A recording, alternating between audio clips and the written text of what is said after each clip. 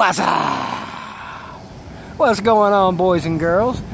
Guess where I'm at? Oh, you just thought you knew. You just think I'm standing outside of Neyland Stadium here, but I'm not. This is just really good quality green screen work on my part. I want to talk to you a little bit about Tennessee football. You know, all I've heard this off season is how bad Tennessee's going to be, and you know, a lot of it from the TTC is coming from that turd down in Augusta, Georgia, Uncle Who.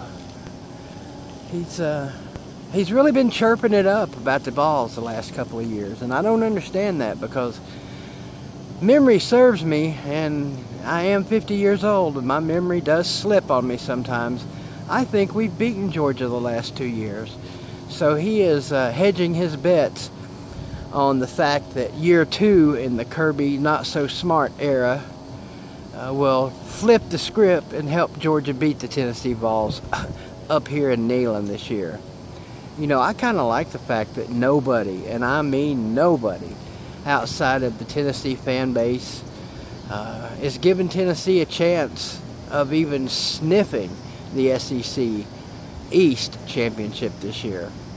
And you know, the same thing kind of happened last year. Tennessee was the prohibitive favorite to win the SEC East, and look who snuck in the back door, Florida. Well, perhaps this year it'll be the other way around. Most people are picking either Florida or Georgia to win the SEC East, and I don't know if anybody's picking either one of them to beat Alabama in the SEC championship game in Atlanta. Let's not worry about that right now. Let's talk about this 2017 Tennessee team, Team 121, if you will. A lot of unknowns, you know. And last year the mantra was injuries. Injuries cost us, you know. Injuries kept us from winning the East. And granted, Tennessee had a boatload of defensive injuries last year.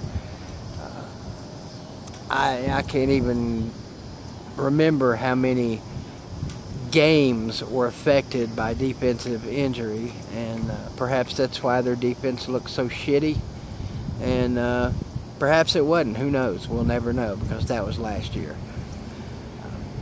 This year, Butch has toughened up practice, and I don't know if it's a result of it or not, but we've already lost Chance Hall, one of our better offensive linemen, but that's okay. That is okay. We're not going to use injuries as an excuse for anything bad that may happen this year.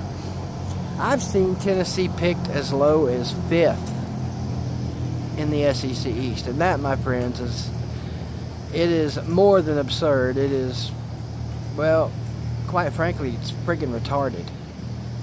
No way will Tennessee finish 5th in the SEC East. In fact, I will bet every penny I own that Tennessee finishes no lower than 2nd in the SEC East. So, any of you guys out there want to put your 10 cents up against my 10 cents on that bet, just let me know.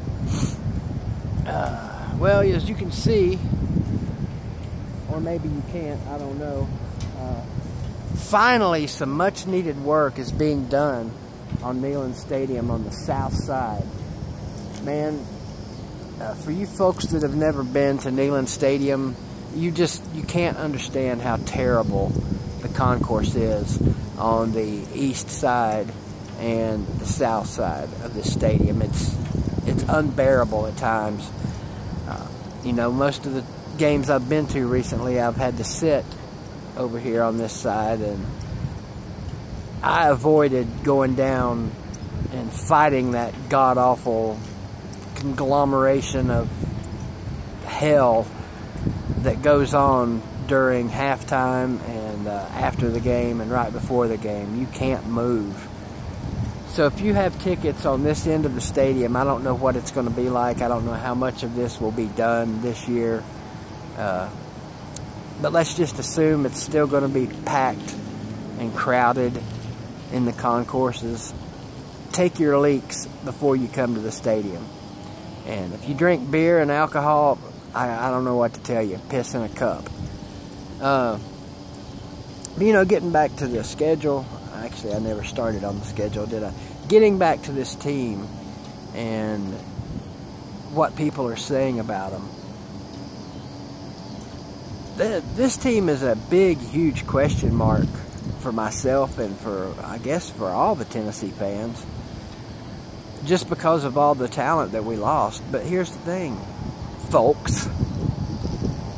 Tennessee has recruited well for the last 5 years. And sure, we haven't recruited players like Alabama. Apparently nobody has. And apparently our head coach hasn't been misleading our players. Oh wait, scratch that. I forgot about Jalen Hurd. Anyway, our coach, he has he's done a really bad job on the field coaching in some of the games. But let's hope that's all behind him now. I have been quoted as saying that I don't think Butch can cut it in the SEC, and who knows, I might be right about that. I could still be wrong. You know, not every coach swoops down out of the football heavens and lands on the scene winning 50 national championships in a row like Nick Saban. He has made coaching an absolute terror for, you know, for guys that are breaking into the coaching business. Him and shitheads like Urban Meyer. You know, now everybody thinks their head coach, if he doesn't win a national championship in the first or second year, can him. Well, I'm not exactly happy with what's going on here, but I've come to realize that 9-4 is a whole lot better than 5-7, and it's a lot easier on my heart as well. Anyway, we're 26 days from kicking this puppy off, and I feel sorry for Georgia Tech. We're going to ramble down there and wreck the Rambling Wreck. We'll talk more about it shortly. In the meantime, let's watch this ski do his thing. Boogieing. That's a wrap from Knoxville. Beautiful Knoxville. We on, gone.